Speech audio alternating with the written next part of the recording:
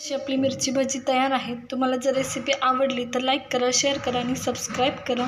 एकदम टेस्टी अशी आपली मिरची भजी तयार आहे। तुम्हाला जर रेसिपी आवडली असेल तर लाईक करा, शेअर करा आणि सबस्क्राईब करा आपल्या चॅनल। मी कोमल तुमच्या सगळ्यांचं आपल्या रेसिपी चॅनलमध्ये खूप खूप स्वागत करते। तर पावसाळा सुरू झाला आहे, खूप सारा पाऊस बाहेर पडतोय आणि भजी तर झालीच पाहिजे। चला तर आज आपण भजीची रेसिपी पाहणार आहोत। आज आपण मिरची भजीची रेसिपी पाहणार आहोत। चला तर मग रेसिपीला सुरुवात करूया। आणि याआधी आपल्या चॅनलवर मी कांदा भजीची रेसिपी पोस्ट केली आहे, ती सुद्धा जाऊन नक्की पहा। चला तर रेसिपीला सुरुवात करू। मिरची भजी पाहणार आहोत। त्याच्यासाठी मी इथं बेसन पीठ घेतलं आहे। मिरची भजीत दुसरं काहीच लागत नाही, फक्त बेसन पीठ, मिरची लागते आणि सोडा। बाकीचं कोणताच मसाला वापरला जात नाही, इवन हळद मिरची पावडर सुद्धा वापरली जात नाही। चला तर मग सुरुवात करूया। तर मिरची भजी बनवण्यासाठी मी इथं बेसन पीठ घेतले आहे। त्याच्यानंतर आपण चवीनुसार मीठ ॲड करतो ह्याच्यात। त्याच्यानंतर आपण खाण्याचा सोडा ॲड करतो आहे। इतर भजीपेक्षा ह्यामध्ये जरा जास्त ॲड केला जातो। तर आधी आपण पाणी टाकून थोडंसं फेटून घेणार आहोत व्यवस्थित आणि त्याच्यानंतरून मग आपण सोडा ॲड करणार आहोत। चला तर मग मी हे फेटून घेते। हाताने फेटायचं, जेवढं फेटाल तेवढं भजी स्पॉन्जी होतील, खूप आतमधून स्पॉन्ज आल्यासारखं होतील, नाहीतर मग ते असं घट्ट होतं, चांगलं नाही लागत ते।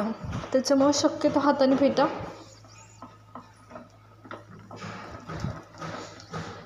आणि लूज करायचं बॅटर पूर्ण। बॅटर तयार आहे, हे पहा सहज हातातनं पडतं आहे। या पद्धतीचं पाहिजे, केकला जसं करतो तसं। भजीचं बॅटर हे कांदा भजीपेक्षा थोडंसं थिक असतं, जाड असतं, त्याच्यामुळं या पद्धतीचं पाहिजे। हे पहा सहज पडतं आहे असं। आणि आता आपण सोडा ॲड करणार आहोत। सोडा आपण इतर भजीपेक्षा ह्याच्यात थोडंसं जास्त करतो, त्याच्यामुळं आपण हळद टाकत नाही, नाहीतर लाल कलर येतो आतमध्ये। तर मी इथं एकदम छोटा जो आपला टीस्पून असतो, टीस्पूननी ॲड केलं आहे सोडा आणि परत मिक्स करून घेते। आपलं तयार आहे। आता जर तुम्हाला बाहेरची सारखीच भजी खायची असतील तर ओवा टाकला जात नाही। बाहेरची आपण गाड्यावर भजी खातो ते, पण सोलापूर साईडला मात्र टाकला जातो ओवा।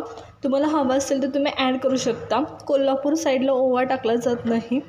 जर गरज असेल तर ॲड केला तरी चालतो, पण प्रॉपर जर वरची असते तशीच खायची असेल तर मात्र ओवा नाही ॲड करायचा, तीच चव येते पूर्ण।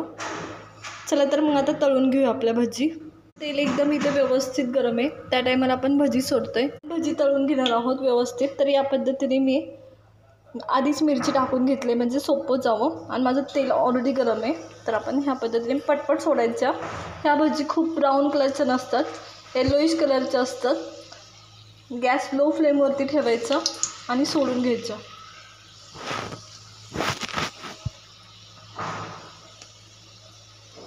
तर अशा पद्धतीने व्यवस्थित सगळ्या भजी सोडून घेणार आहे मी आता।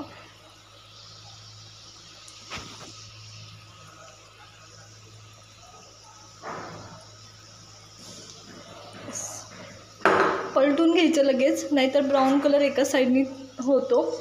गॅस मीडियम टू लो फ्लेमवर ठेवायचं, नाहीतर ब्राऊन कलरचे होतात। त्याच्यामुळं गॅस हे पहा, हे लगेच होतात असं। हे पहा, तर सगळ्या साईडने हलवत राहायचं आणि म्हणजे एकसंध कलर येईल, ब्राउनिश होणार नाही। आणि गॅस एकदम लो ठेवायचा। तर मी हे करून घेते। झाले आहे, ब्राऊन कलर यायच्या आधी मी काढते त्याला। तर ह्या साईडला काढून घ्यायचं व्यवस्थित। तर मी तुम्हाला दाखवते कशा झाल्यात, हे पहा एकदम छान आवाज येतो आणि खूप सुंदर दिसतात ते। चला तर बाकीचं पण मी असंच करून घेते।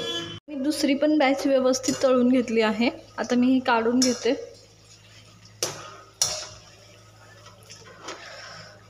खूपच सुंदर काढून घेते आता मी हे।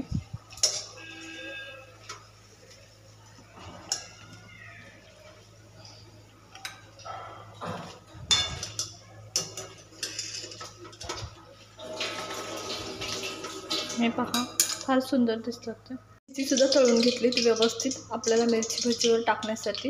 एकदम टेस्टी अशी आपली मिरची भजी तयार आहे. तुम्हाला जर रेसिपी आवडली असेल तर लाईक करा, शेअर करा आणि सबस्क्राईब करा आपल्या चॅनलला. आपली मिरची भजीची रेसिपी कशी वाटली हे आम्हाला कमेंट करून नक्की सांगा. आणि तुम्हाला आणखी कोणत्या भजीचा वेगळा प्रकार पाहायला आवडेल ते सुद्धा आम्हाला कमेंट करून नक्की सांगा. चला तर भेटूया नवीन रेसिपी सोबत.